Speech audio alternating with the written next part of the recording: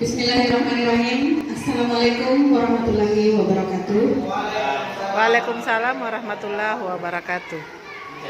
Baiklah, pada kesempatan kali ini saya akan memaparkan materi tentang budaya positif.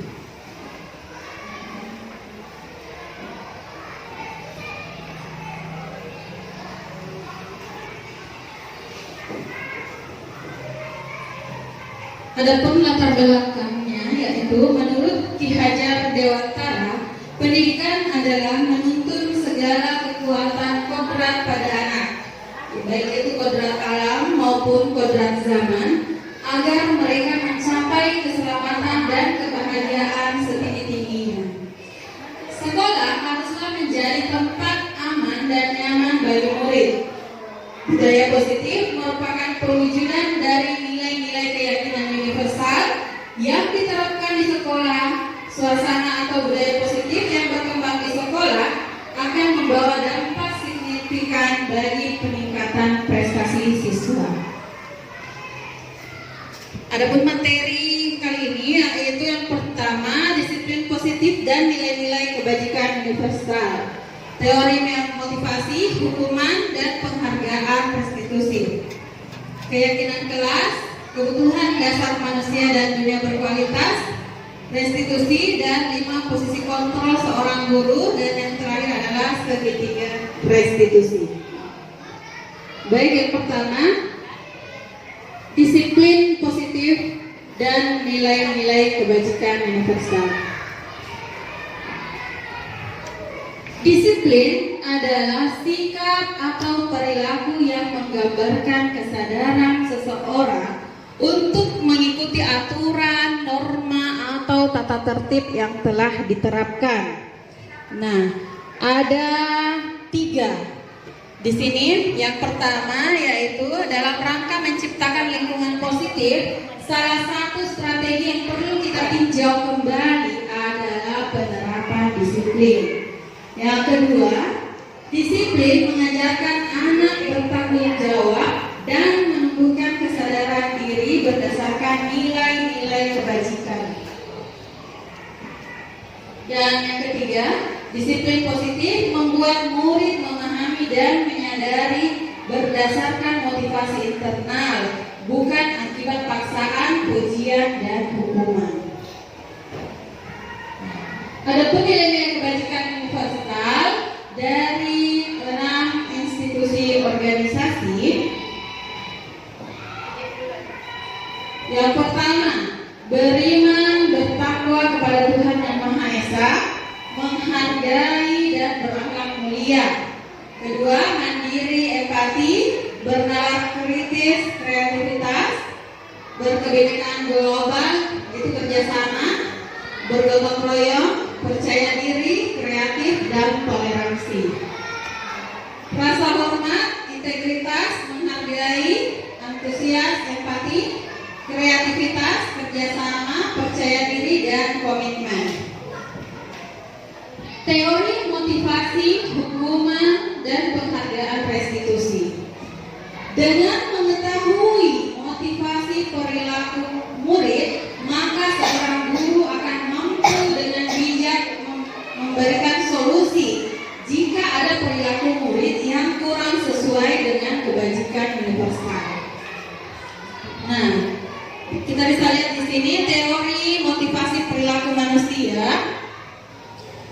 Untuk menghindari ketidaknyamanan atau hukuman, contoh pertanyaannya, apa yang akan terjadi apabila saya tidak melakukannya? Nah, ini merupakan motivasi eksternal atau motivasi dari luar.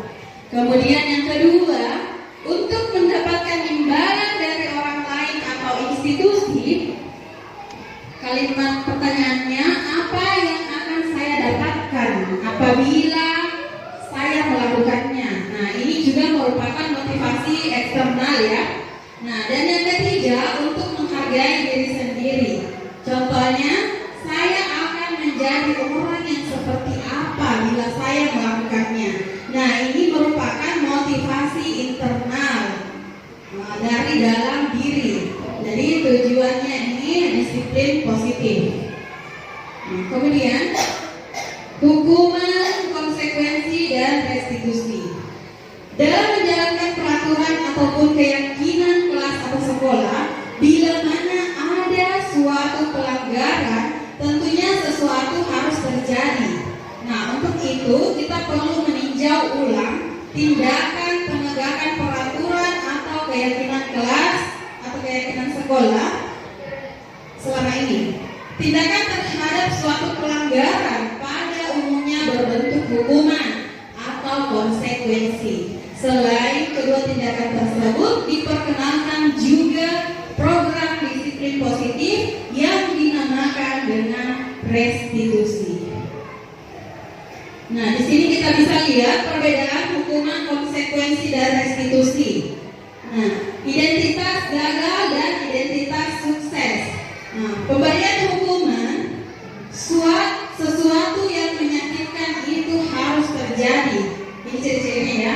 Jadi kalau pemberian hukuman itu sesuatu yang menyakitkan harus terjadi dan tidak nyaman untuk murid atau siswa atau anak untuk jangka waktu yang panjang. Jadi dia bisa dendam dan sakit hati seperti itu. Kemudian konsekuensi. Nah, konsekuensi ini sesuatu harus terjadi. Nah, dampaknya tidak nyaman untuk murid atau anak, tapi jangka waktu yang pendek.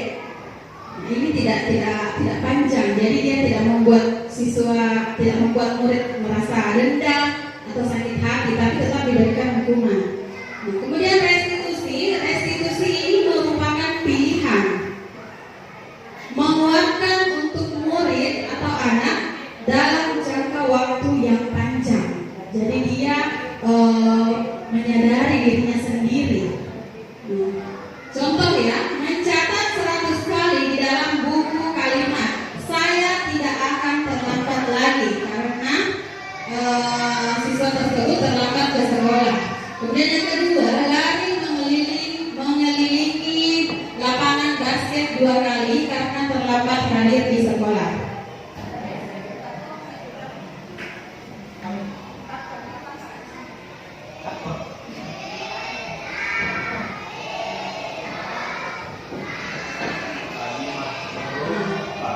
Kemudian dihukum oleh penghargaan.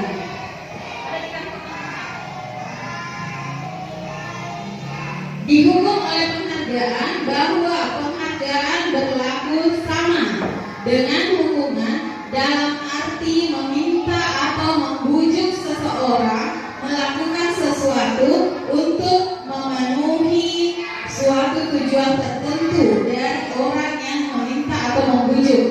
Nah, dorongannya eksternal dan akan ada faktor ketergantungan. Beberapa pernyataan tentang tindakan memberikan penghargaan yang lain nilainya sama dengan menghukum seseorang. Salah satunya adalah penghargaan yang merusak hubungan, pengaruh jangka pendek dan jangka panjang, serta penghargaan menghukum.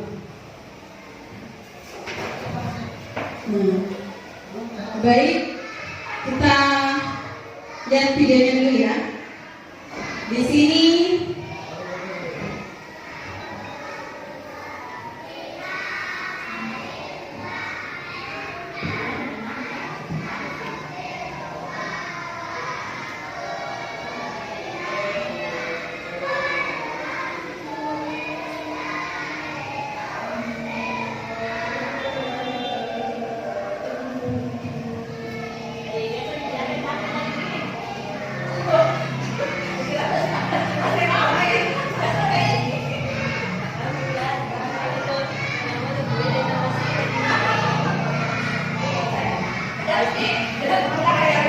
baik, sekarang kita tonton videonya dulu.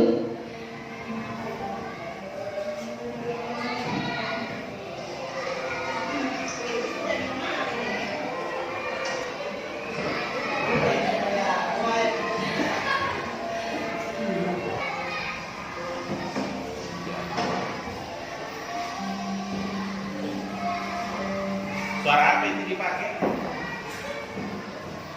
Suara gimana bos? Suara.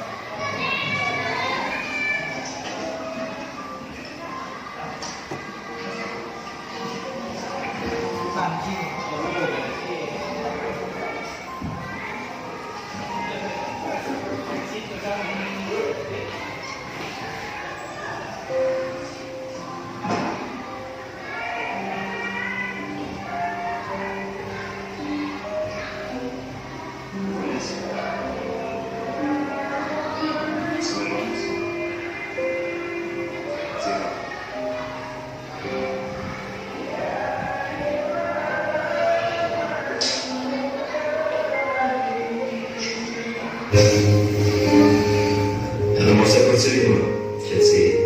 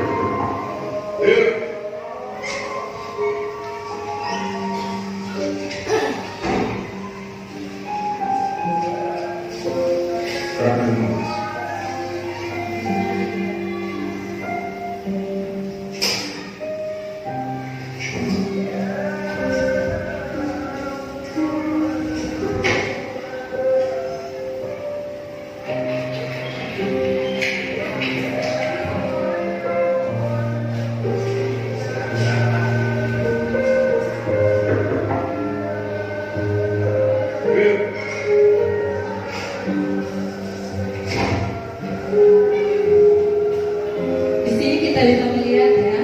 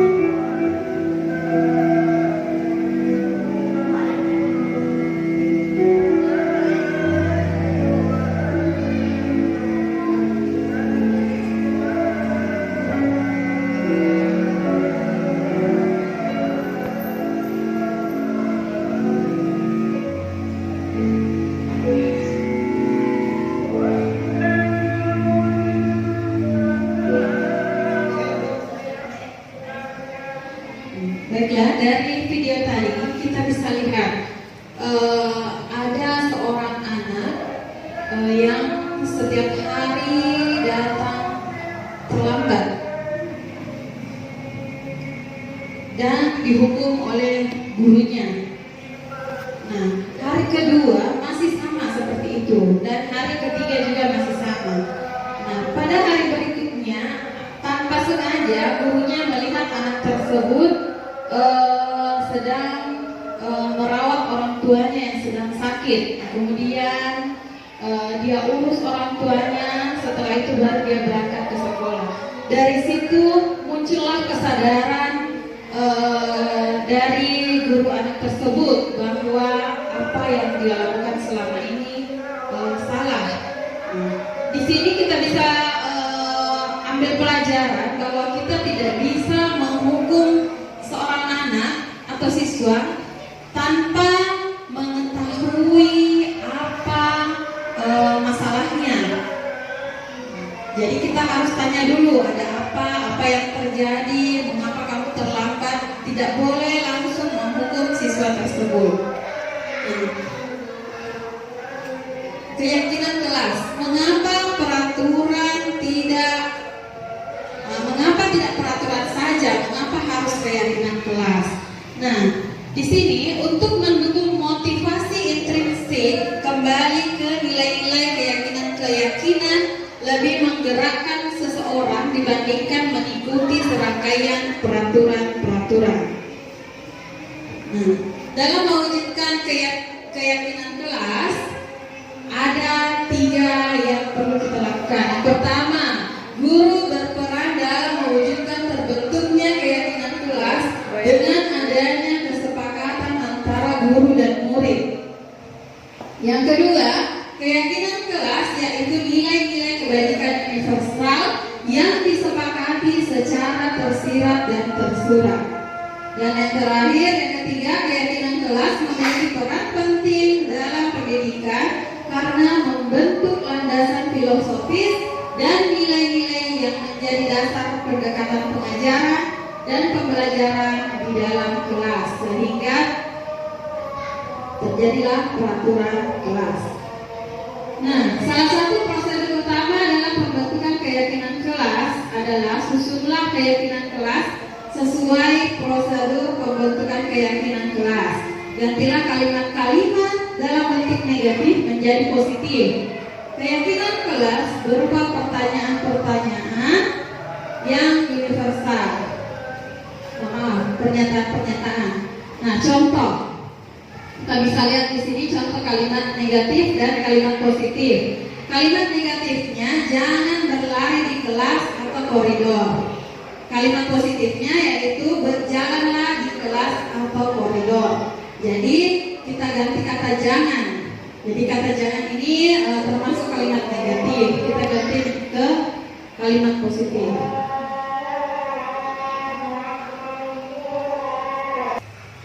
Baiklah, baiklah kita lanjut. Kita masuk ke kegiatan peserta ya. Peserta destinasi berlatih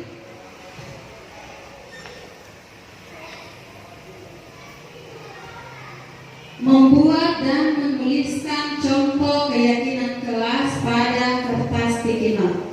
Jadi keyakinan kelas itu sama dengan kesepakatan kelas ya, yang kita lakukan antara guru dan siswa.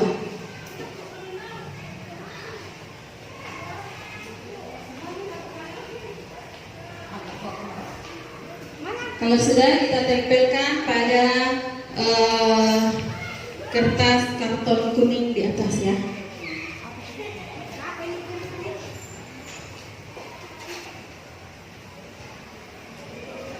Keyakinan kelas atau kesepakatan kelas, misalnya mengerjakan tugas dari ibu guru dengan tepat waktu, tidak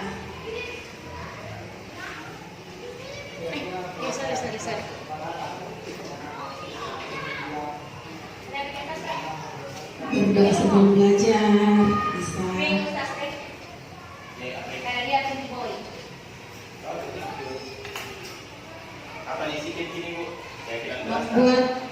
membuat daftar keyakinan kelas. Keyakinan kelas apa yang ingin kita buat dengan siswa tak?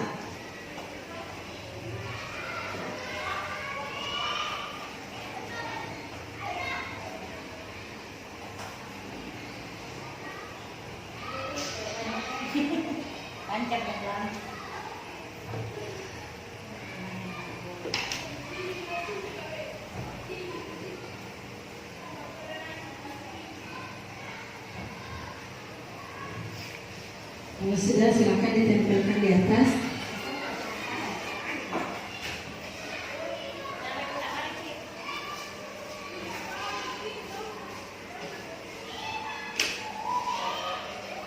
Yang membedakan tuh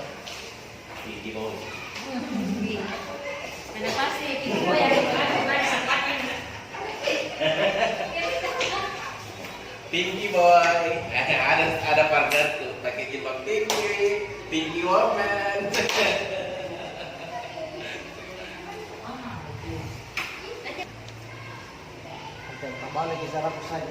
Adapun keyakinan kelasnya, yang pertama ada datang tepat waktu. Pembelajaran dimulai dengan doa bersama, kreatif mandiri berakhlak, rajin dan tertib dalam pembelajaran, aturan membawa Al-Quran ketika belajar agama, mengaji sebelum belajar. Oke, baik, kita lanjut. Nah, jadi yang itu tadi contoh keyakinan kelas yang bisa kita buat bersama siswa-siswi kita untuk dipatuhi bersama. Berikut 5 kebutuhan dasar manusia. Ada 5 kebutuhan dasar manusia. Yang pertama yaitu kebutuhan bertahan hidup. Yang kedua kasih sayang dan rasa diterima. Yang ketiga penguasaan, kebutuhan pengakuan atas kemampuan. Yang keempat kebebasan, kebutuhan akan pilihan. Kesenangan, kebutuhan untuk merasa senang. Nah, salah satu upaya yang dapat dilakukan oleh guru adalah memahami kebutuhan dasar yang mendasari setiap perilaku muridnya. Ketika guru memahami kebutuhan apa yang akan mudah memberikan solusi bila mana perilaku siswa yang tidak sesuai dengan nilai-nilai kebajikan atau keyakinan kelas yang sudah disepakati bersama. Nah, di sini ada 5 posisi kontrol. Dengan memahami kebutuhan dasar murid, seorang guru dapat pula memahami dan menerapkan posisi kontrol seorang guru dengan baik. Adapun 5 posisi kontrol seorang guru menurut Dr. William Glasser dan Bosland. Yang pertama, guru sebagai penghukum. Yang kedua, guru sebagai pembuat merasa bersalah. Yang ketiga, guru sebagai teman. Yang keempat, guru sebagai pemantau. Dan yang kelima, guru sebagai seorang manajer.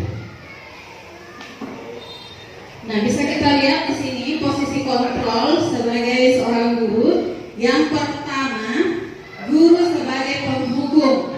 Jika guru berkata, guru berbuat, menghardik, menunjuk, menyakiti dan menyindir. Nah, guru berkata, kalau kamu tidak melakukannya, awas ya, rasakan. Nah, sehingga hasilnya murid akan memberontak, menyalahkan orang lain, bahkan bisa berbohong. Kemudian kaitannya dengan dunia berkualitas, murid akan meletakkan guru di luar dunia berkualitas. Dan murid berkata, biarkan saja, nanti juga marah-marah lagi. Nah, dampaknya pada murid akan dengan mudah mengulangi kesalahan yang sama. Nah, ketika guru sebagai pembuat orang merasa bersalah, ketika guru berceramah dan mengatakan seharusnya kamu seperti ini, atau ibu kecewa. Nah, contohnya, kamu seharusnya sudah tahu, ibu lelah sekali mengatakannya, ibu stres. Nah, sehingga hasilnya murid akan menyembunyikan, menyangkal atau berbohong. Jadi muridnya mungkin jadi takut bertanya ke gurunya. Ya. Kemudian kaitannya dengan dunia berkualitas, murid akan meletakkan guru di dalam dunia berkualitas. Nah, murid berkata, maafkan saya. Nah, sehingga dampaknya pada murid akan merasa rendah diri. Nah, kemudian yang ketiga, guru sebagai teman. Guru membuat alasan-alasan untuk muridnya, sehingga guru berkata, ayolah lakukan demi ibu. Masa kamu tidak mau ingat ibu pernah bantu? Nah, ini membuat murid merasa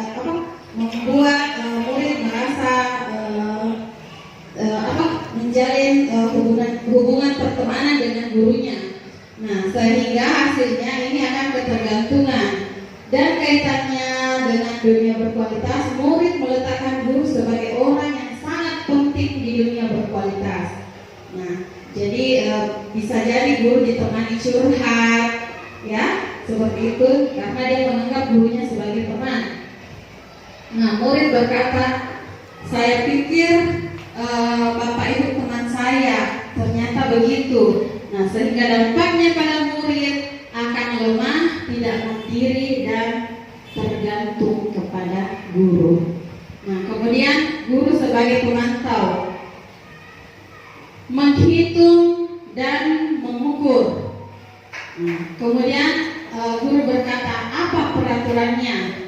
Hasilnya murid akan menyesuaikan diri bila diawasi. Kaitannya dengan dunia pendidikan, murid meletakkan guru peraturan dan hukum di dunia berkualitas. Murid akan berkata, berapa banyak bintang yang harus saya peroleh, berapa halaman yang harus saya tulis. Hasilnya menitik beratkan pada sanksi atau hadiah untuk dirinya. Jadi berapa banyak yang harus saya kerjakan sehingga saya bisa mendapatkan piala itu, misalnya mendapatkan hadiah yang dari guru seperti itu. Kemudian posisi manajer. Guru sebagai manajer, guru mengajukan pertanyaan. Guru berkata, apa yang kita yakini, apa yang bisa kau kerjakan untuk memperbaiki masalah ini? Hasilnya adalah menguatkan pribadi anak tersebut. Nah, kaitannya dengan dunia berkualitas, murid meletakkan dirinya sebagai individu yang positif dalam dunia berkualitas. Murid berkata, bagaimana caranya saya bisa memperbaiki keadaan? Nah, dampaknya mengevaluasi diri, bagaimana cara memperbaiki diri. Nah, jika kita sebagai seorang guru memposisikan diri kita sebagai seorang manajer, maka kita akan bisa membuat murid kita menjadi lebih mandiri dan percaya diri. Nah, di sini ada contoh pernyataan. Bisa kita lihat Bapak Ibu. Di sini yang pertama, saya kecewa sekali dengan kamu. Kira-kira ini masuk ke dalam kategori apa ini? Membuat merasa bersalah. Iya, membuat merasa bersalah. Kalau yang kedua, kamu tidak pernah benar melakukannya. Penghukum. Kira apa? Penghukum. Iya, penghukum. Hukum.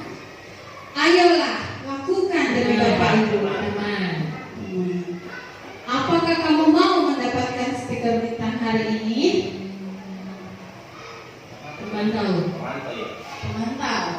Bagaimana kamu bisa menyelesaikan masalah ini? Manajer. Kamu selalu yang paling terakhir. Iya, Penghukum. Iya. Mari kita lihat. Yang pertama tadi sebagai pembuat merasa bersalah. Yang kedua, kamu tidak pernah benar melakukannya. Sebagai penghukum, ayolah lakukan demi Bapak Ibu. Teman, apakah kamu mendapatkan stiker bintang hari ini? Pemantau, bagaimana kamu bisa menyelesaikan masalah ini? Manajer. Dan kamu selalu yang paling terakhir sebagai penghukum. Iya. Nah, dari 5 posisi kontrol seorang guru ini, sebaiknya seorang guru menggunakan posisi kontrol sebagai manajer.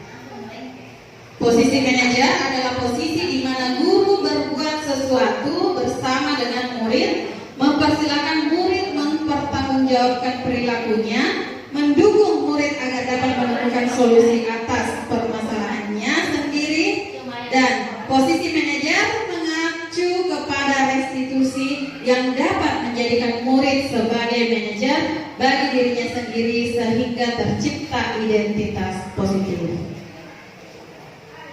Nah, segitiga restitusi dalam penyelesaian masalah, guru berperan sebagai manajer menggunakan segitiga restitusi dalam penyelesaian masalah melalui 3 tahapan. Yang pertama, menstabilkan identitas. Yang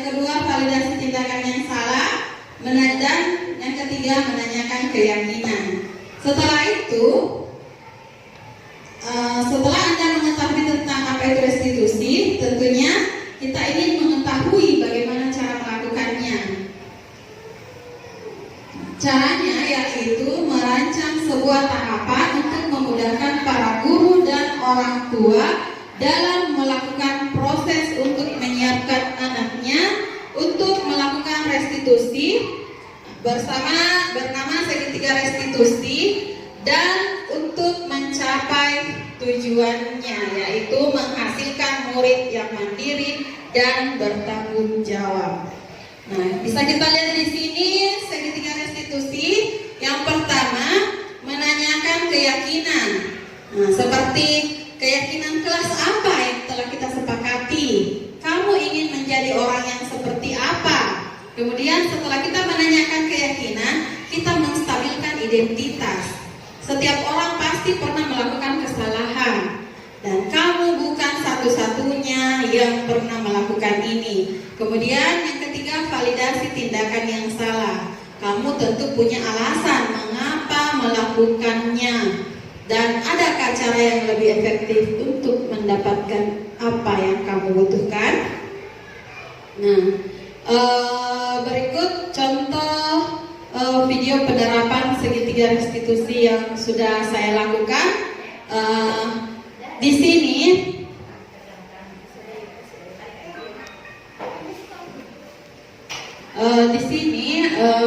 ada siswa saya yang marah.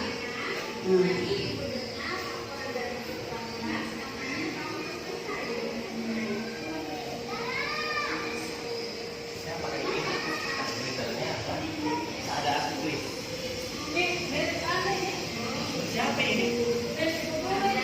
Mira, bukan Mira. Oh iya, Mira. Ini kayaknya dibuat sihir kan ini. Nanti kamu kalau mungkin karena ini tahu ada lampu. Lampu. Mau apa? Mati kan itu.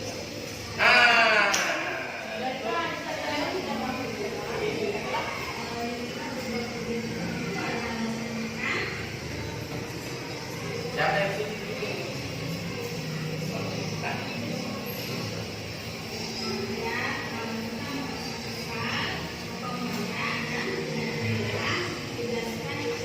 Saya mantau menjadi upload sudah dibuat.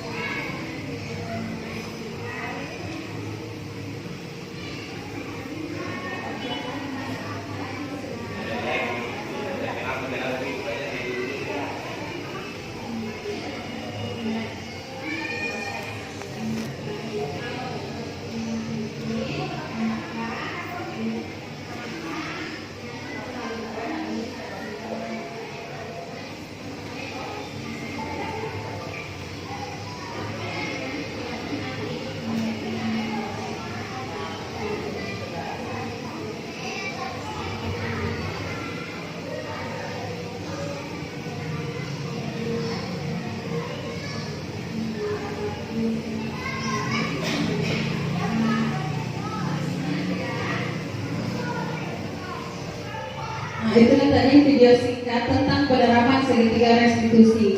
Di mana ada siswa saya yang tidak senang ketika pekerjaannya selalu dicontek oleh temannya, sehingga dia merasa kesal sehingga memukul meja. Nah, jadi saya menanyakan mengapa dia melakukan seperti itu terhadap temannya. Ternyata dia punya alasan, karena dia tidak terima ketika pekerjaannya selalu dicontek oleh temannya. Dia merasa kesal karena temannya tidak mau berusaha. Nah, jadi kita tidak boleh langsung menyalahkan siswa ketika dia melakukan kesalahan. Kita harus menanyakan dulu apa alasannya. Kemudian kita memberitahukan keyakinan kelas yang sudah dia langgar, kemudian kita perbaiki. Nah, jadi begitulah penerapan segitiga restitusi.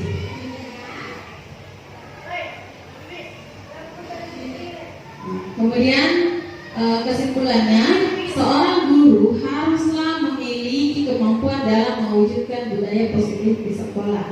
Nah, budaya positif ini dapat dijalankan dengan menerapkan konsep-konsep inti seperti disiplin positif, motivasi perilaku manusia, hukuman dan penghargaan, posisi kontrol restitusi, keyakinan sekolah atau kelas, segitiga restitusi dalam penyelesaian masalah.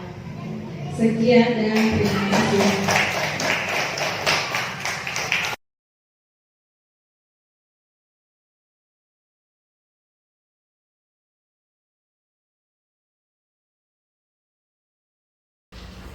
Assalamualaikum warahmatullahi wabarakatuh.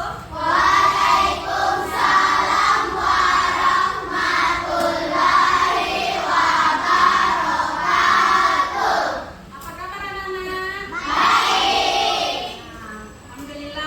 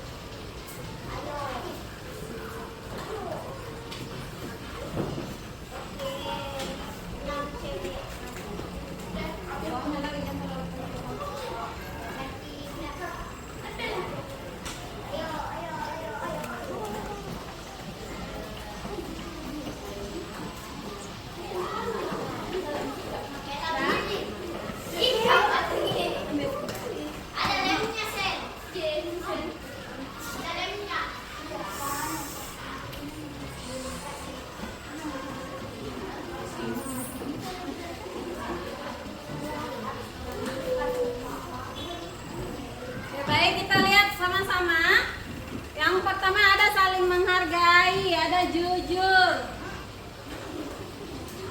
ada mengerjakan tugas yang diberikan ibu guru,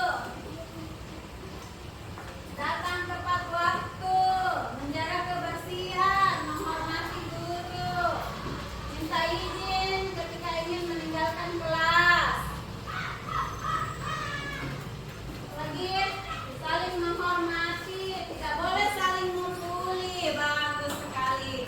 Jadi anak-anakku sekalian, kesimpulannya keyakinan kelas yang kita buat ini sama dengan kesepakatan kelas yang ingin kita taati. Nah, betul dulu ya keyakinan kelasnya.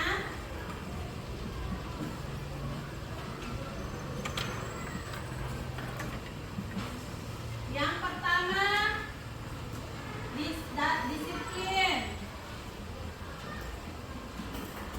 Kedua, datang tepat waktu.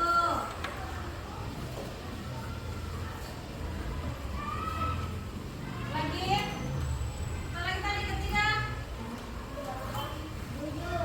Jujur. Apa lagi? Saling menghargai.